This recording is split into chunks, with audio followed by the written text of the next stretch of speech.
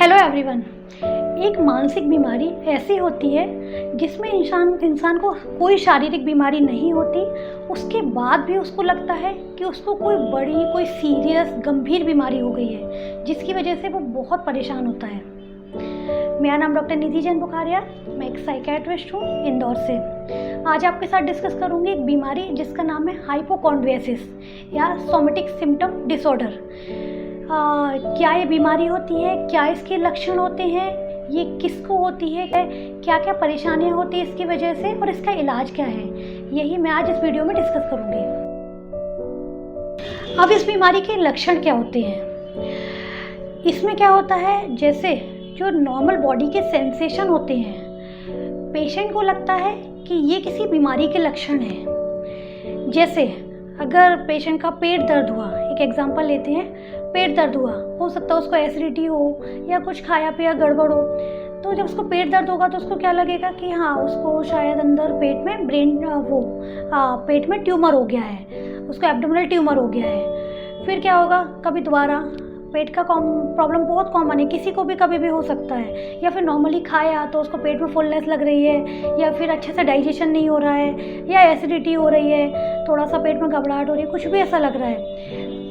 तो उसको क्या लगेगा कि ये तो इसी ट्यूमर की वजह से हो रहा है, क्योंकि मुझे एब्डोमिनल ट्यूमर हो गया है। फिर वो डॉक्टर के पास जाएगा तो डॉक्टर क्या करेगा, उसको जो भी जांच वगैरह होगी, सारा जो अल्ट्रासाउंड होगा, एंडोस्कोपी होगा, जो भी सारी जांचें करा लेंगे, ब्लड टेस्ट करा लेंगे। अब जब सारी जांचें कराने के बाद डॉक्टर उनको बोलेंगे कि आपको कोई दिक्कत नहीं है, या फिर माइनर सी कोई छोटी सी दिक्कत है, गैस्ट्राइटिस है, कुछ भी,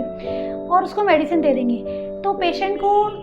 थोड़े से टाइम के लिए ठीक लगेगा कि हाँ ठीक है, कोई बड़ी बीमारी नहीं है या मुझे ट्यूमर नहीं है। लेकिन थोड़े दिन बाद फिर पेशेंट को क्या लगने लगेगा, नहीं, मुझे फिर से कोई बीमारी है, फिर से वही एब्डोमिनल ट्यूमर हो गया है, या मुझे फिर से ट्यूमर हो गया है। फिर पेशेंट को लगेगा कि डॉक्टर को समझ में नहीं आया, डॉक्टर ने शायद मेरी बीमारी पकड़ नहीं पाई। फिर पेशेंट यूजुअली क्या करेगा, डॉक्टर चेंज कर लेगा, फिर वो दूसरे डॉक्टर के यहाँ जाएगा, फिर वो अपना सारा हिस्ट्री फिर से बताएगा। ऐसे लोग यूजुअली बड़े से बड़े डॉक्टर्स के यहाँ जाते हैं, बड़े से बड़े हॉस्पिटल्स में जाते हैं, जाते साथ ही इनके पास बहुत मोटी फाइल होती है, मतलब बहुत सारी जगह विज़िट करके आए हुए होते हैं, और इनको बहुत बार ये लोग पूरा गूगल करके भी आए होते हैं, पूरी इन्फॉर्मेशन बुक से पढ़ के आए होते हैं, बहुत सारे लोगों से मिल के आए होते हैं, और ये जाके ही डॉक्टर को बताते हैं कि मुझे ये दिक्कत है, ऐसा ऐसा है, और इनको बहुत बार टर्मिनोलॉजी भी पता रहती है, और ये डॉक्टर को बोलते हैं कि मुझे इस जांच के लिए मुझे ये जांचें करा दीजिए, ये जांचें, ये खुद से ही बहुत बार इन्वेस्टिगेशन भी सजेस्ट करते हैं कि मुझे ये इन्वेस्टिगेशन, ये जांचें आप फिर से करा दीजिए। इनको अपनी पुरानी जांचों की रिपोर्ट, सारी वैल्यू सब पता होती है, बहुत कुछ ये एक पूरा जो इन्फॉर्मेशन होते हैं लेके आए होते हैं। तो इनके पास बहुत मोटी फाइल, इन्वेस्टिगेशन, ये यूजुअली डॉक्टर्स और शॉपिंग करते रहते हैं, अलग अलग जगह पे बड़े से बड़े डॉक्टर्स के पास ये जाना प्रेफर करते हैं। और इस टाइप से ये जब दोबारा डॉक्टर के यहाँ जाते हैं, दोबारा भी डॉक्टर यही बोलते हैं, कुछ जांचों में नहीं आता क्लियर कट,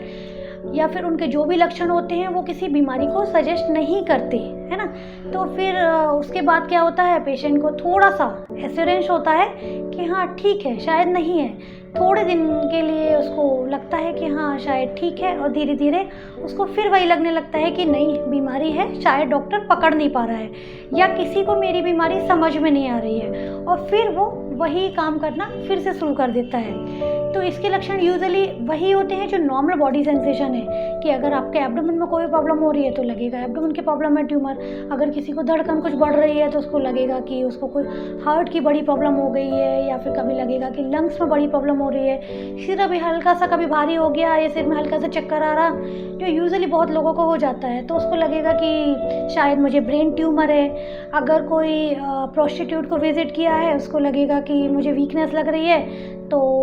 मुझे एड्स हो गया है, कितना भी कहने पर वो मानने के लिए तैयार नहीं होगा। तो इसमें क्या होता है कि जनरल जो बॉडी के सिम्टम्स, जो बॉडी के नॉर्मल सेंसेशन होते हैं, ये इन्हीं सेंसेशन को इस फॉर्म में ले लेते हैं कि इनको लगता है कि ये किसी सीरियस बीमारी के लक्षण है। क्या क्या दिक्कत होती है इस बीमारी के लोगों को, और क्या इसका इलाज होता है।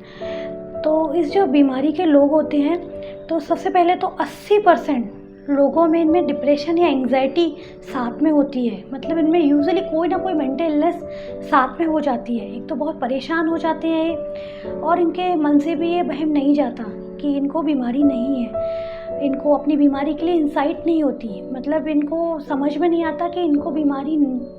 शारीरिक नहीं मानसिक है, और ये मानने के लिए तैयार नहीं होते। तो डिप्रेशन एंग्जाइटी जब साथ में होती है तो इनके रिलेशनशिप भी अच्छे नहीं होते, ये अपने घर वालों से भी अच्छे से बात नहीं करते हैं, इनके रिलेशनशिप जो भी काम है सब ख़राब होने लगता है, इनकी खुद की लाइफ पे इफेक्ट जाने लगता है, क्योंकि ये पूरा टाइम अपनी बीमारी को सर्च करने में, डॉक्टर्स को पता करने में, यहाँ से वहाँ जाने में, हॉस्पिटल टू हॉस्पिटल विज़िट करने में लगा देते हैं। Even city to city visit करते रहते हैं, बड़ी बड़ी सिटी में जाते हैं, बड़े से बड़े हॉस्पिटल में जाते हैं। इसकी वजह से इनका जब टाइम भी ख़राब होता है तो इनका जो काम धंधा होता है वो भी ख़राब हो जाता है, क्योंकि अपने काम पे हमेशा एब्सेंट रहते हैं, इनका ध्यान सिर्फ एक ही चीज़ में लगा रहता है, और बहुत सारा पैसा भी खर्च होता है। मैंने ऐसे पेशेंट देखे हैं जो अपना पूरा घर, सामान, ज़मीन सब कुछ बेच के सिर्फ ज़िंदगी का एक ही टारगेट है कि मुझे अपनी बीमारी को पूरी तरह ठीक करना है, बट रियल में बीमारी है ही नहीं, बीमारी तो मानसिक है। बट दिक्कत यही है कि ये लोग ये बीमारी को मानने को रेडी नहीं होते हैं। अगर 6 महीने तक लगातार ऐसे सिम्टम आते रहते हैं तो हम इसको हाइपोकॉन्ड्रियोसिस का नाम दे देते हैं। तो इस बीमारी में काफ़ी नुकसान होता है इंसान का, जिसकी वजह से वो और उसके फैमिली मेम्बर्स सभी बहुत परेशान हो जाते हैं। तो जब हमारे पास ये केसेस आते हैं तो इनको बहुत हमें स्पेशल ढंग से थोड़ा हैंडल करना होता है, क्योंकि इनिशियली अगर हम इनको बोल देंगे कि डायरेक्ट अगर ये मानसिक बीमारी है, आपका कोई शारीरिक बीमारी नहीं है, तो फिर इनको बहुत गुस्सा आ जाता है, ये मानने को तैयार नहीं होते हो। कभी कभी इनको डॉक्टर पे ही डाउट होने लगता है कि मुझे पागल कह रहे हैं और मुझे गलत जगह पे ले आए हैं, मुझे ऐसी जगह की ज़रूरत ही नहीं है। तो इनको अच्छे से प्रॉपरली हैंडल करना पड़ता है, इनको रीएश्योरेंस देना पड़ता है, इनको प्रॉपर सुनना पड़ता है कि आखिर इनको क्या दिक्कत है, क्या ये बताना चाहते हैं, इनकी लाइफ में कहाँ स्ट्रेसर्स हैं। ये सभी देने के बाद इनको थेरेपी वगैरह की जाती है, इंडिविजुअल थेरेपी, ग्रुप थेरेपी, अलग अलग टाइप की थेरेपीज़ वगैरह करते हैं, और साथ में इनको मेडिसिन देते हैं। इनको जो डिप्रेशन एंग्जाइटी होती है उसके लिए भी मेडिसिन देते हैं, एंटी डिप्रेशन मेडिसिन देते हैं, और इनकी बीमारी के लिए जब मेडिसिन देते हैं तो कुछ हफ्तों महीनों में इनमें इम्प्रूवमेंट होने लगता है, रिज़ल्ट अच्छे होते हैं, बीमारी में आराम होता है। और इवन जब पेशेंट ठीक हो जाता है तो उनके साथ साथ उनके घर वाले भी बहुत खुश होते हैं, क्योंकि धीरे धीरे दवाइयाँ देने से उनका जो बिलीफ होता है कि उनको कोई बड़ी बीमारी है, ये धीरे धीरे कम होने लगता है। जब उनको कम होता है तो उनको लगता है कि शायद ये बीमारी जो भी थी, शायद कोई गंभीर भी थी या कुछ भी थी, वो अब ठीक हो गई है या ठीक होती जा रही है। तो ऐसे में रिज़ल्ट काफ़ी अच्छे होते हैं ट्रीटमेंट से, इनके सभी के लिए, इनके लिए और इनके घर वालों के लिए भी। तो अगर आपको भी ऐसा कोई इंसान मिले या आपके आसपास भी ऐसा कोई इंसान हो जो बोले कि उसको बहुत टाइम से उसकी डॉक्टर को दिखा रहा है, कोई बीमारी समझ में नहीं आ रही है, सारी जांचें नॉर्मल आ रही हैं, मुझे कोई बीमारी है लेकिन मेरी बीमारी को कोई पकड़ नहीं पा रहा है, कोई समझ नहीं पा रहा है, और डॉक्टर से डॉक्टर वो विज़िट कर रहा हो, बहुत सारे डॉक्टर को दिखा चुका हो, तो ऐसे लोगों को आप सही गाइडेंस दीजिए और साइकियाट्रिस्ट से मिलने के लिए बोलिए, उनकी हेल्प कीजिए। Thank you.